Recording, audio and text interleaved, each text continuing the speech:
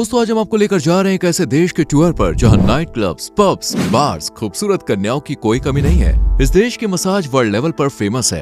ये देश है दुनिया के सबसे बड़े और सबसे छोटे जीव का घर। इस देश में अंडरगारमेंट्स न पहनने पर पड़ सकता है भारी फाइन। चीन के बाद ये देश है बौद्ध धर्म का रखवाला। यहाँ सबसे ज्यादा बौद्ध धर्म से जुड़े लोग रहते हैं। इस देश का स्वाद है लाखों सैलानियों को देश में खींच लाने की वजह, और ये देश है थाईलैंड।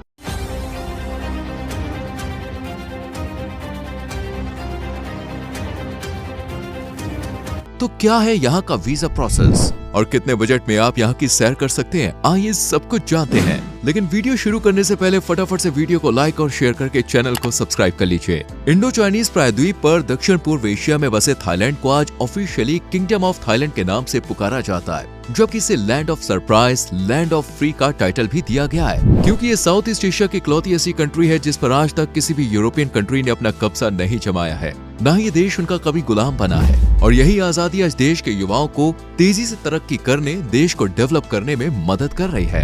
थाईलैंड आज 7 करोड़ से भी ज्यादा की आबादी का घर है, जिसमें से 40% आबादी गांव की सादी जिंदगी में गुजारा कर रही है, तो वहीं 52% लोग शहरी जिंदगी का मजा लूट रहे हैं। थाईलैंड को आज बुद्धिस्ट कंट्री माना जाता है, क्योंकि यहाँ 92.5% तक लोग बौद्ध धर्म के रंग में रंगे हुए हैं, जबकि 5% के लगभग मुस्लिम्स हैं और 1.2% ईसाई धर्म के चाहने वाले भी देश में हिस्सेदारी रखते हैं। लेकिन यहाँ की संस्कृति, इतिहास, परंपराओं में थाई बौद्ध धर्म की झलक देखने को मिलती है। पहले तो इस देश में ऐसा रिवाज था जिसके चलते हर एक पुरुष को 20 साल से पहले कुछ समय के लिए मॉन्क बनना पड़ता था, उनकी तरह सादा जीवन जीना पड़ता था। लेकिन आधुनिकता के युग में हर चीज बदल गई है और आज कुछ ही अध्यात्म से जुड़े लोग मॉन्क बनते हैं। बाकी जनसंख्या तो थाईलैंड के रंगीन मिजाज, खुश मिजाज माहौल को एंजॉय करती है। एक तरफ जहां थाईलैंड अपने धार्मिक विचारों के लिए जाना चाहता है, वहीं दूसरी तरफ यह मॉडर्न लाइफ का गवाह बना हुआ है। और यहाँ की नाइट लाइफ का लुत्फ उठाने तो दूर दूर से लोग आते हैं। ढेरों की तादाद में पब्स, बार्स, क्लब्स हैं,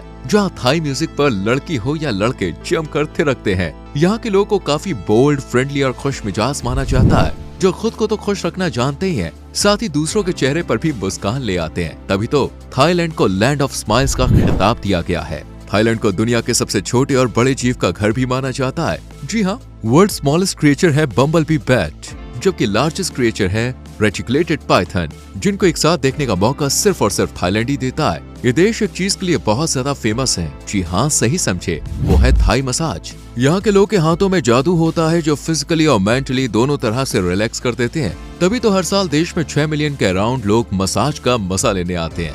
थाईलैंड 1430 द्वीपों से मिलकर बना है, जिनमें कुछ तो आज लोगों की चहलकदमी से रोशन है, जबकि कुछ हरियाली और जानवरों से घिरे हुए हैं। थाईलैंड का नॉर्दर्न पार्ट भी पहले जंगल होने का ही दर्जा रखता था, लेकिन जैसे जैसे देश ने विकास की राह पकड़ी, इन जंगलों को काट कर आलीशान घर, कंपनीज, बिल्डिंग्स बना दी गई और आज 31.6% में ही नेचर का बसेरा है। इस देश में अंडरगारमेंट्स पहनकर बाहर निकलने का एक बड़ा अजीब सा नियम है। अगर कोई बिना अंडरगारमेंट्स पहने ही बाहर निकल जाता है तो उसे न सिर्फ फाइन भरना पड़ सकता है, बल्कि पुलिस की फटकार भी अलग से सुननी पड़ सकती है। कहा जाता है कि यहाँ कुछ ऐसा खास मैनेजमेंट किया गया है जिससे अंदर के राज भी बाहर खुलकर आ जाते हैं, तो जरा ध्यान रखिए। वैसे आपको एक बात का और ध्यान रखना चाहिए, और वो है यहाँ के राजा के सम्मान का। आज थाईलैंड वासी दिलो जान से अपने राजा का आदर सम्मान करते हैं। ना तो ये राजा के खिलाफ कोई अपशब्द बोलते हैं और ना ही सुनना पसंद करते हैं, इसलिए आप भी इनकी फीलिंग्स का ध्यान रखिएगा।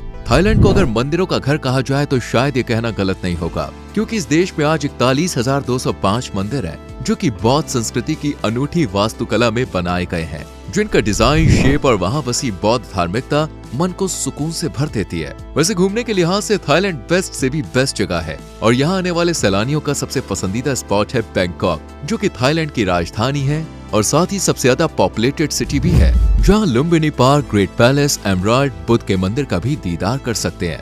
रात में पार्टी और दिन में शॉपिंग यहाँ का असली मजा है, जिसे आप मिस करना नहीं चाहेंगे। इसके बाद आप जा सकते हैं दोस्तों पटाया, जो कि एडवेंचर से भरा, हरियाली, चकाचौंध लाइट्स, शांत समुद्री किनारा, सांस्कृतिक स्थलों से सजा, लोगों की चहल पहल से गूंजता शहर है। यहाँ पर आप अपनी वाटर एक्टिविटीज के शौक को पूरा कर सकते हैं। साथ ही रेस्टोरेंट्स में लजीज खाना और छोटी छोटी दुकानों से थाईलैंड की यादों को घर ले जाना भी आपका बेस्ट एक्सपीरियंस रहेगा। यहाँ की कुछ मार्केट्स ऐसी हैं जहाँ फैमिलीज के साथ जाना थोड़ा अनकंफर्टेबल हो सकता है, इसलिए बेहतर है कि आप पटाया की सैर अपने लव पार्टनर के साथ करें। चियांग माई एक धार्मिक प्लेस है जहाँ फैमिली हो या पार्टनर दोनों के साथ भक्ति में डूबने और थाई परंपराओं को जानने का मौका मिलता है। पहाड़ी इलाकों में बसा चियांग माई उत्तर थाईलैंड में पहाड़ों से घिरा हुआ है। दूर दूर फैले ऊंचे नीचे पहाड़, धार्मिक स्थल और हरियाली का ये मेल जोल दिल को तरोताजा कर देता है। चियांग माई में व्हाइट टेम्पल को जरूर विजिट करें क्योंकि ये थाईलैंड का इकलौता हस्तशिल्प मंदिर है। इसके अलावा आप यहाँ बौद्ध मंदिर भी जा सकते हैं। धार्मिकता के साथ कुछ मॉडर्न जिंदगी का भी मजा ले सकते हैं, जैसे नाइट लाइफ और मसाज जो यहाँ काफी मशहूर है। लेकिन इन सबसे ज्यादा आपका दिल चुराने वाला है फी फी आइलैंड, जो अपने नाम की तरह ही बड़ा यूनिक और स्पेशल है। फी फी आइलैंड 6 आइलैंड से मिलकर बना है, जिसे कुदरत ने खुद सजाया है। यहाँ का साफ पानी, ताजी शुद्ध हवा और हरियाली में लिपटे पहाड़ हर किसी को यहाँ आने पर मजबूर कर देते हैं। फी फी आइलैंड फोटोग्राफर और वाटर एक्टिविटीज का शौक रखने वालों के लिए तो किसी जन्नत से कम नहीं है। इसके बाद आप जाएं फुकेट, जो मोस्ट विजिटेड प्लेसेस में से एक है। यहाँ का समुद्र तट बुत टावर के बीच में काफी फेमस है, जहाँ चारों तरफ ऊंचे ऊंचे पहाड़ और बीच में समुद्र का नजारा दिल को गार्डन गार्डन कर देता है। वैसे पानी से याद आया, थाईलैंड में एक फ्लोटिंग मार्केट भी है, यानी पानी पर लगने वाला बाजार। यहाँ नाव में दुकानदार सामान बेचते हैं, जिन्हें खरीदने के लिए बोट में सामान लेने के लिए जाना पड़ता है। सामान थोड़ा कॉस्टली होता है, लेकिन बेस्ट क्वालिटी का माना जाता है। यहाँ का सी फूड दोस्तों इतना मजेदार और लजीज होता है कि हर कोई इसका दीवाना हो जाता है। थाईलैंड का खाना और मसाज इस देश की असली पहचान है। थाईलैंड नॉन वेजिटेरियन के साथ साथ वेजिटेरियंस को भी खास पसंद आने वाला है।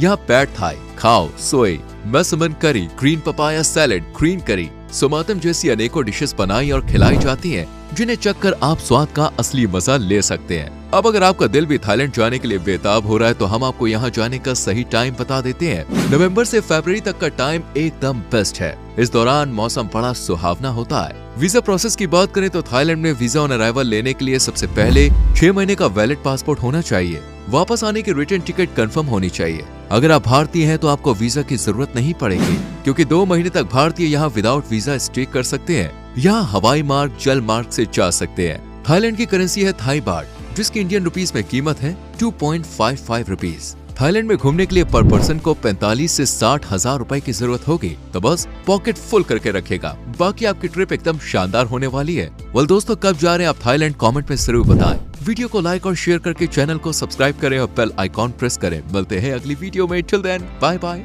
Take care.